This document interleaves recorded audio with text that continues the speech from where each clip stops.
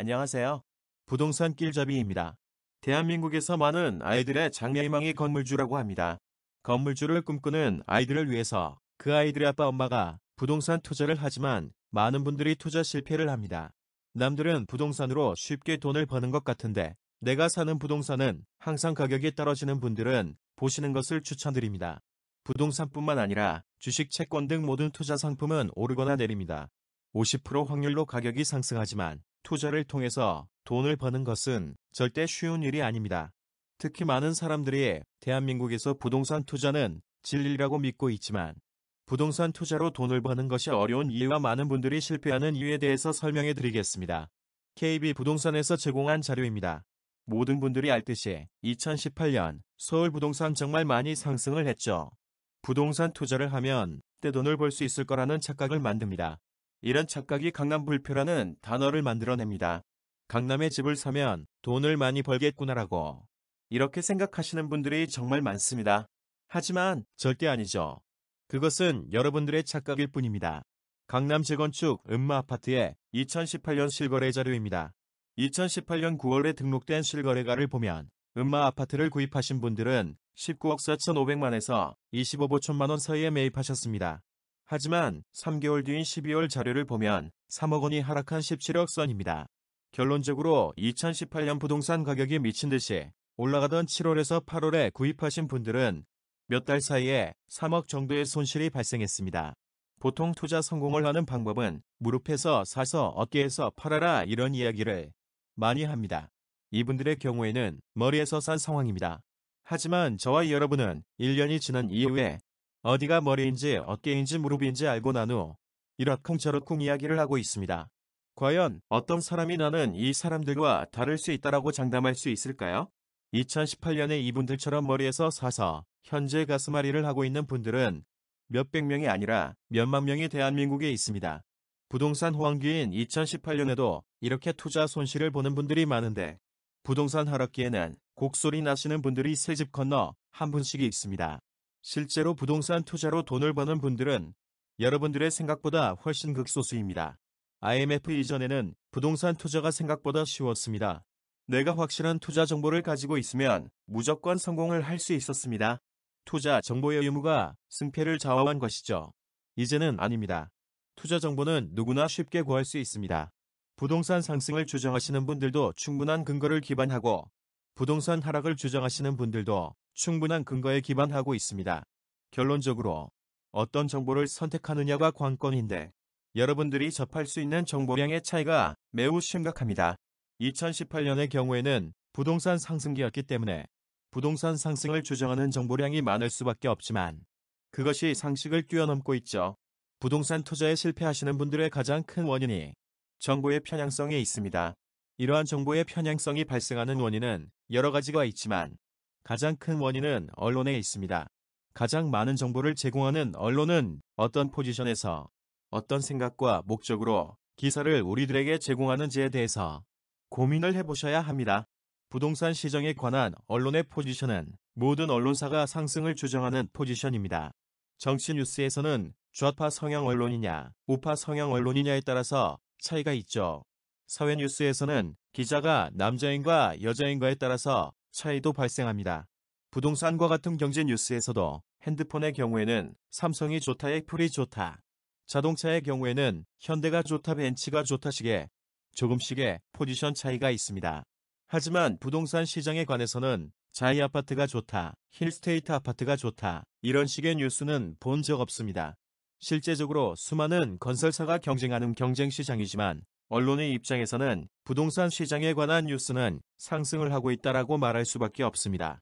부동산 시장이 상승하면 대형 건설사뿐만 아니라 중소건설사까지 모두 다 분양도 잘 되고 분양가도 높게 책정할 수 있습니다. 부동산 시장에 대한 부정적인 견해의 뉴스를 말하는 것은 모든 건설사의 광고를 포기하겠다는 의미일 수 있습니다. 언론 매체도 기업입니다. 이익을 추구하는 행위는 당연하다고 생각을 합니다. 하지만 저와 여러분은 한 가지 미드를 가지고 있었습니다. 언론 매체라면 사실을 기반으로 한 기사를 쓸 것이다라는 믿음. 반포 아크로 리버파크 사건은 저와 여러분들이 가지고 있는 믿음을 저버렸죠.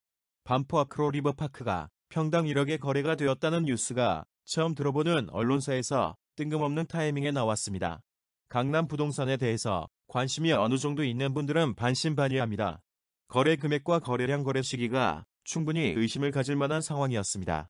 하지만 언론은 사실인지 거짓인지 확인하기보다는 반포 아크로 리버파크 아파트가 1억이라면 반포 주공 1단지도 1억, 한강뷰가 보이면 1억 원 아직 저렴하다 2억으로 달려간다 식의 뉴스 수백 개가 포털을 도배를 해버리고 거짓이 사실이 되는 상황이 발생합니다.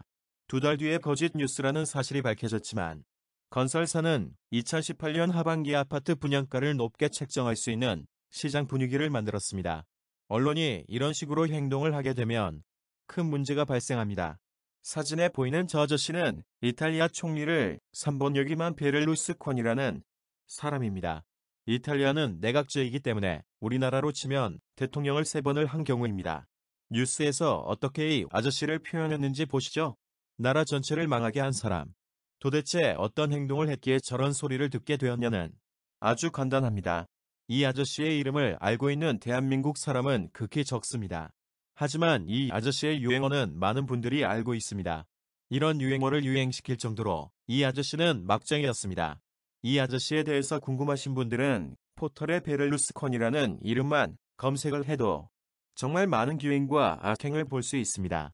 이 아저씨가 막장으로 행동해도 3차례나 총리를 할 수 있었던 이유는 이탈리아의 주요 언론사의 소유주였기 때문입니다.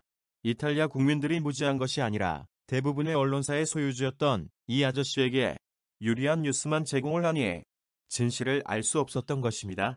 두 번째 이유는 부동산 전문가들의 포지션입니다. 여러분들이 부동산 전문가라고 믿는 거에 모든 사람들이 부동산이 상승을 하면 돈을 더 버는 구조에 있습니다. 대표적으로 부동산 공인중개사분들인데 여러분들이 집을 구매하기 위해서 부동산에 방문하면 어떻게 이야기를 해야 할까요? 당연하게 집값이 오른다고 믿을 때 집을 사니 1년 뒤면 최소 1억은 오른다. 매물이 있더라도 살려는 사람만 있고 지금은 매물이 없다. 연락처 주고 가면 연락 주겠다. 이 말만 반복하죠. 왜? 여러분들을 꼬셔야 하니깐. 서울 아파트 평균 가격이 6억 원인데 한 건 거래의 공인중개사들은 일반적인 직장인 한 달 월급을 벌 수 있습니다. 저라도 진실을 말하는 것이 힘들 것 같습니다.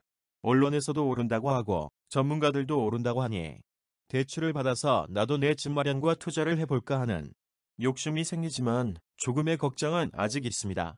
그래서 주변의 친구나 지인들에게 부동산 전망을 어떻게 생각해? 라는 질문을 하면 친구나 지인은 어떻게 대답을 할까요? 여러분과 똑같이 상승을 주장하는 언론과 부동산 전문가의 의견을 듣은 친구나 지인도 같은 대답을 합니다. 이러한 3가지 상황이 여러분들에게 부동산에 투자를 해야겠다라는 확신을 만들어줍니다. 2018년에 부동산에 투자해서 손실을 본 사람들은 이런 메커니즘에 의해서 손실을 보셨을 것입니다. 부동산 길잡이 유튜브는 2가지 약속을 드리겠습니다. 부동산에 관한 유명 강사 블로거, 유튜버분들은 한번 자신의 포지션을 정하면 입장을 바꾸지 않습니다. 급변하는 상황에 따라서 부동산 시장도 바뀔 수 있습니다. 하지만 자신의 포지션을 바꾸는 것은 힘들 부분이 많습니다. 그동안 자신의 포지션을 지지했던 많은 분들에게 배신감을 줄 수 있기 때문에 포지션을 바꾸는 것이 힘든 부분이 많습니다.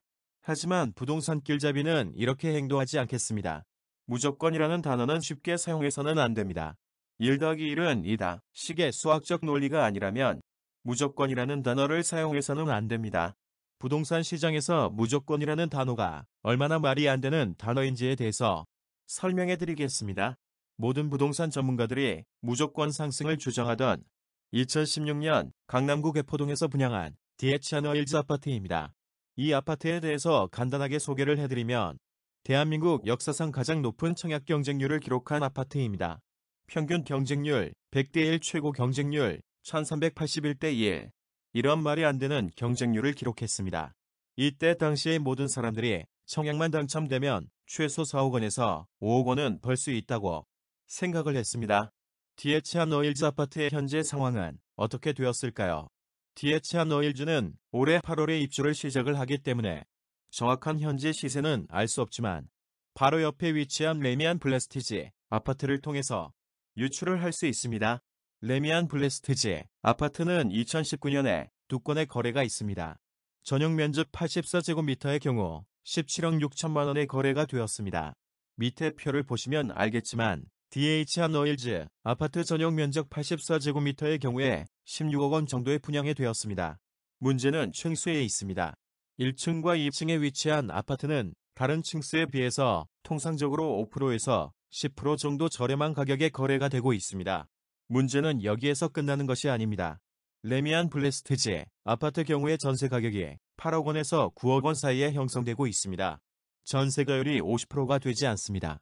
전세가율이 너무 낮은 상황이기 때문에 추후에 DH 한오일즈 아파트까지 입주를 시작하게 되면 공급이 더욱 많아지면 전세가격뿐만 아니라 매매가격도 영향을 받을 수 있습니다.